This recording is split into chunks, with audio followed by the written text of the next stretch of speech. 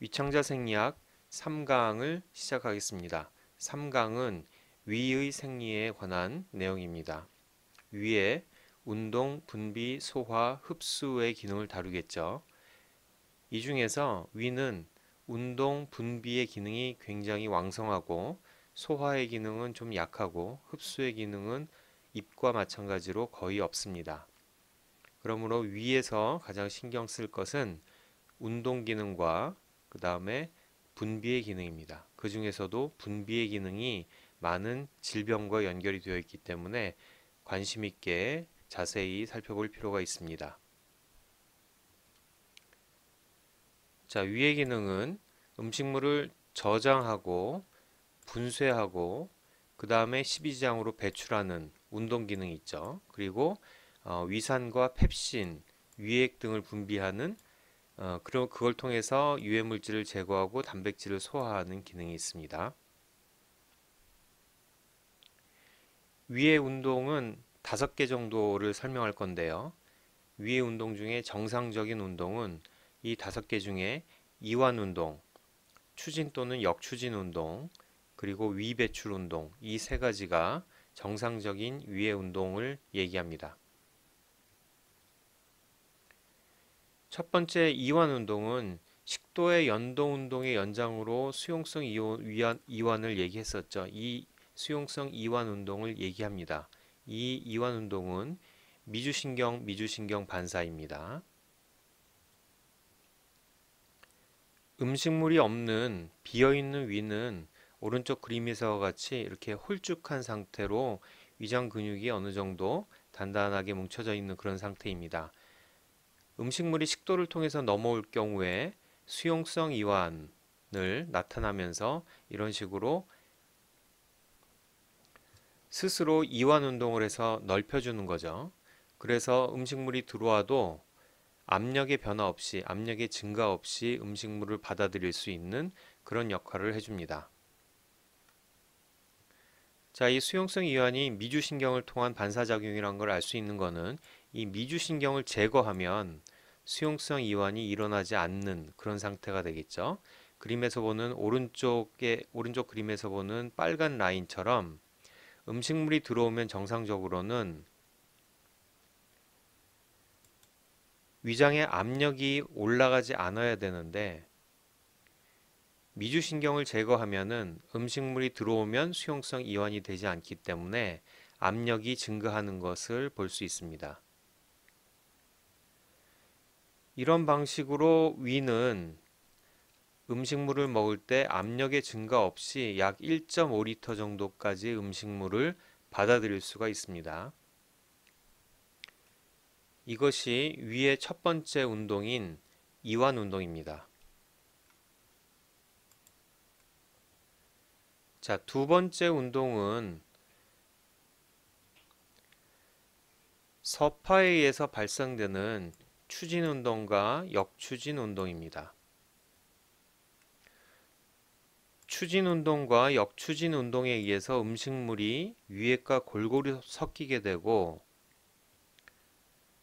또 위주름에 비벼지면서 분쇄가 됩니다. 그래서 최종적으로는 알갱이가 작고 균질한 미즙으로 변합니다. 자, 이 과정을 좀 더 자세히 설명하겠습니다. 서파는 기본적으로 위 몸통의 큰 구비 쪽에서 발생합니다.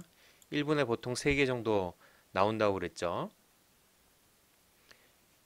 이 서파에 의해서 위장이 수축하면서 조임 운동이 이루어지게 되는데 이 조임 운동은 이 서파는 내장근세포의 틈새 이음을 따라서 위방과 유문으로 엔트롬과 파일로러스 쪽으로 이어집니다.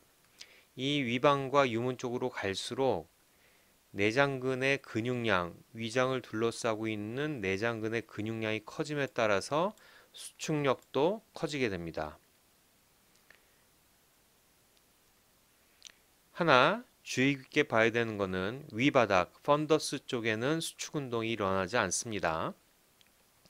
위바닥 쪽은 오히려 앞서 설명한 음식물이 내려오면 적극적으로 이완, 음식물을 받아들이는 수용성 이완을 해서 늘려주는 역할을 하고 음식물 서파 위에서 음식물을 분쇄하는 운동이 일어날 때는 수축이 일어나지 않고 저장을 했다가 조금씩 위에과 섞어서 위방으로 내려보내는 그런 역할을 하는 거겠죠.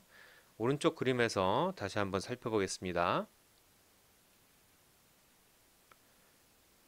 게스트릭 바디의 그릿 커버처 쪽에서 발생한 서파는 위방과 유문 쪽으로 진행이 되겠죠.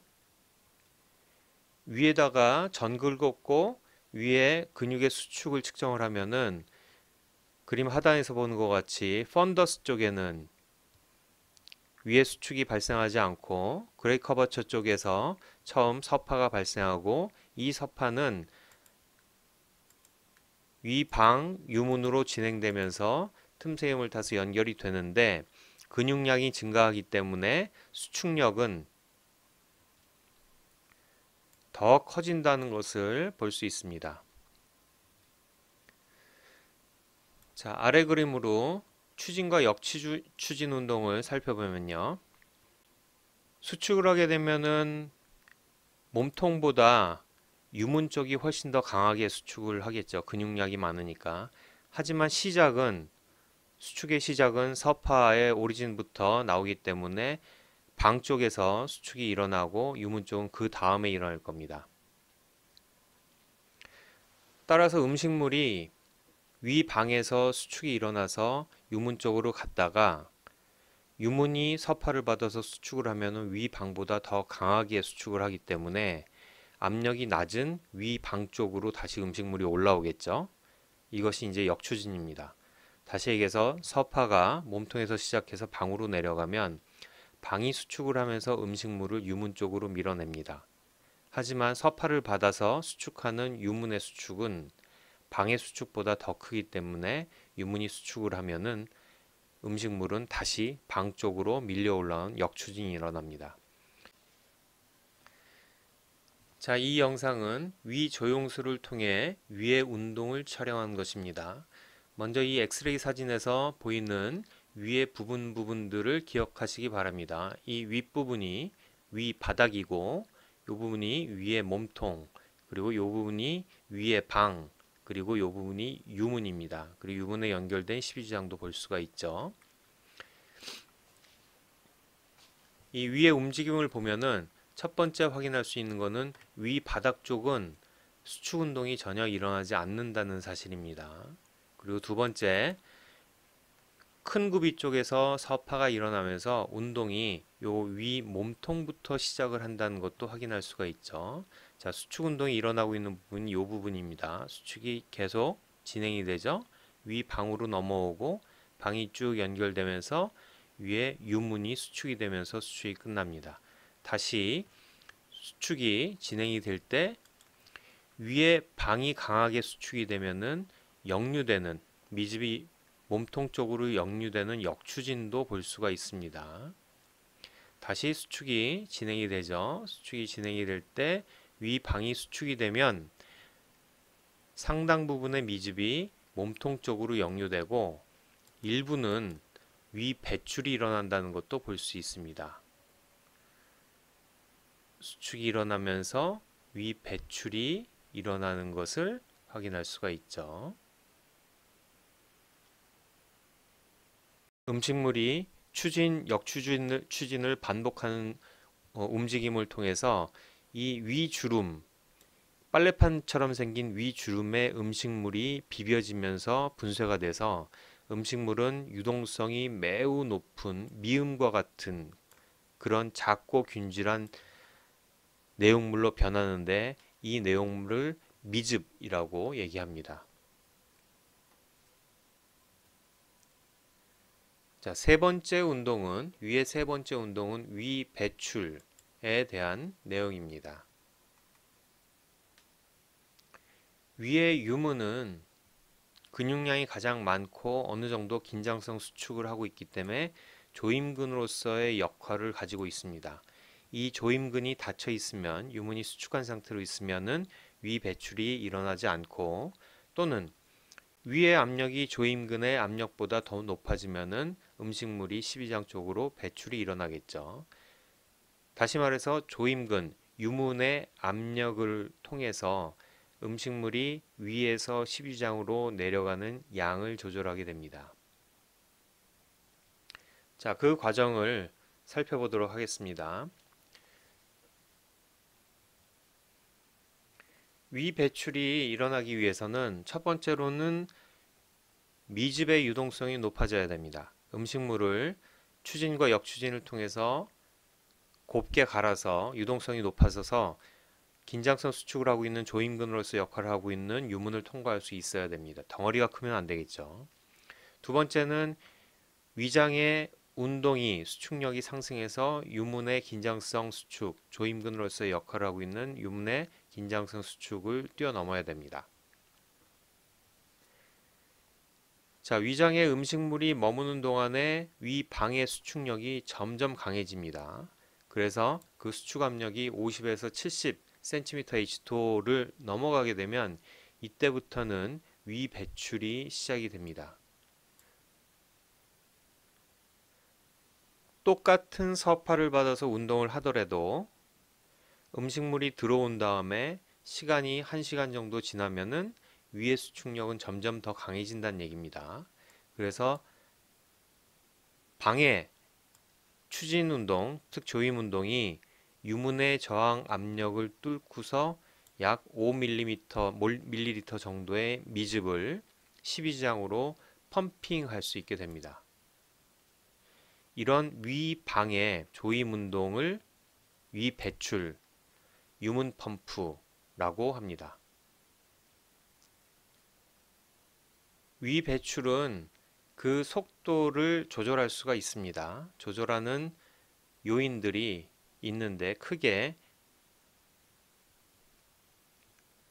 위와 관련된 요인과 십이장과 관련된 요인으로 나눌 수 있습니다.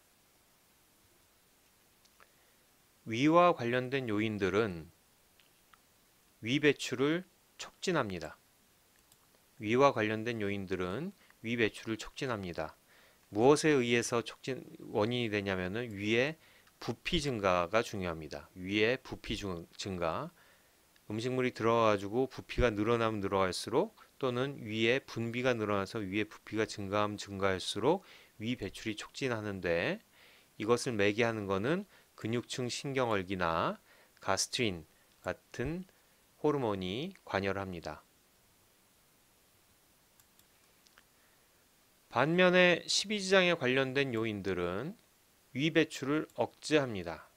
이 위 배출을 억제하는 것이 위에 관련된 요인보다 훨씬 더 강력합니다.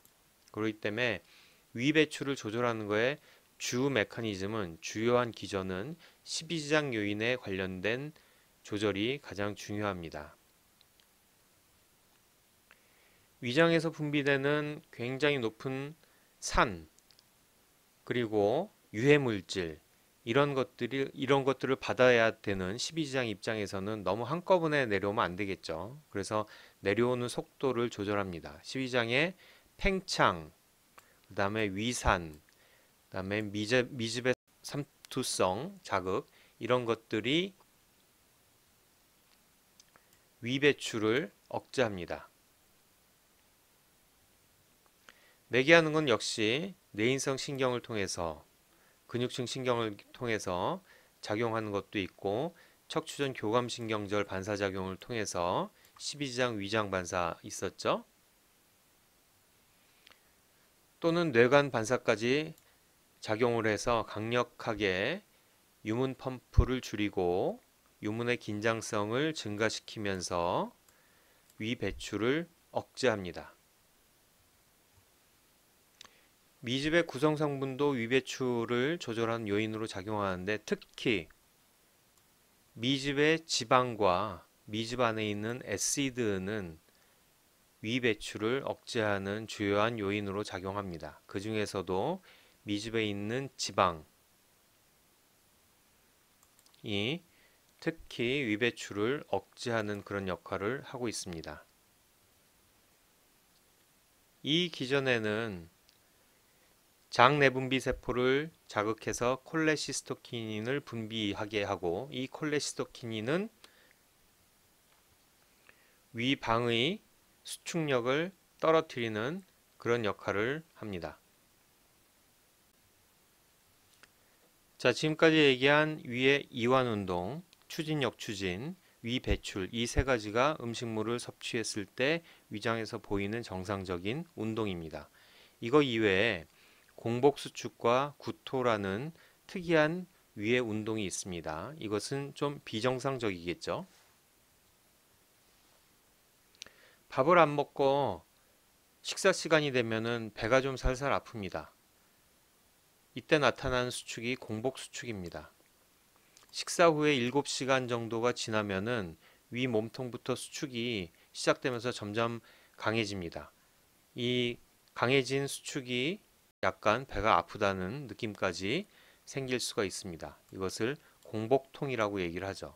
이 공복통은 시간이 지나면 지날수록 한 끼를 굶었을 때보다 두 끼를 굶었을 때 점점 더 심해지게 됩니다. 그래서 이 공복통이 한 2, 3일 정도 동안 계속 심해지다가 그 다음에는 점차 약해집니다. 만약에 여러분들이 살을 빼기 위해서 단식원을 들어간다 그러면은 처음 한 2, 3일 정도가 매우 힘들겠죠. 2, 3일 정도 밥을 굶으면은 공복통이 계속 나타나다가 2, 3일이 지나면 오히려 통증이 없어지면서 단식이 좀 더 쉬워지는 그런 상태가 됩니다. 두 번째 비정상적인 위의 운동은 구토입니다. 구토는 위장이 수축해가지고 음식물을 위로 내보낸다기보다는 위장과 식도가 모두 이완한 상태에서 횡격막이 수축을 해서 위를 밑으로 밀어내고 그 다음에 복근이 강력하게 수축하면서 복압을 높이면서 음식물을 짜내는 그런 역할을 합니다. 자, 식도가 이완을 하고 횡격막이 수축을 하고 복근이 수축을 하고 다양한 근육들이 함께 해야 되는 거죠. 그렇기 때문에 구토 중추가 있고요. 구토 중추는 연수에 존재합니다. 자, 이 구토 중추는 다양한 루트를 통해서 자극을 받을 수 있는데 위창자에 가해진 유해한 자극은 내장신경을 통해서 또는 미주신경을 통해 가지고 구토 중추에 전달이 됩니다. 또 뇌척수액이 화학적으로 구토 중추를 자극할 수도 있고요. 또 몰핀 같은 약물을 통해서도 자극을 받을 수 있습니다. 이런 다양한 자극을 통해서 구토가 일어나게 됩니다. 심지어는 소아의 경우에는 고열이 날 경우에도 이런 구토 중추가 자극을 받아서 토를 하는 게 매우 흔하게 일어나는 임상 증상이기도 합니다.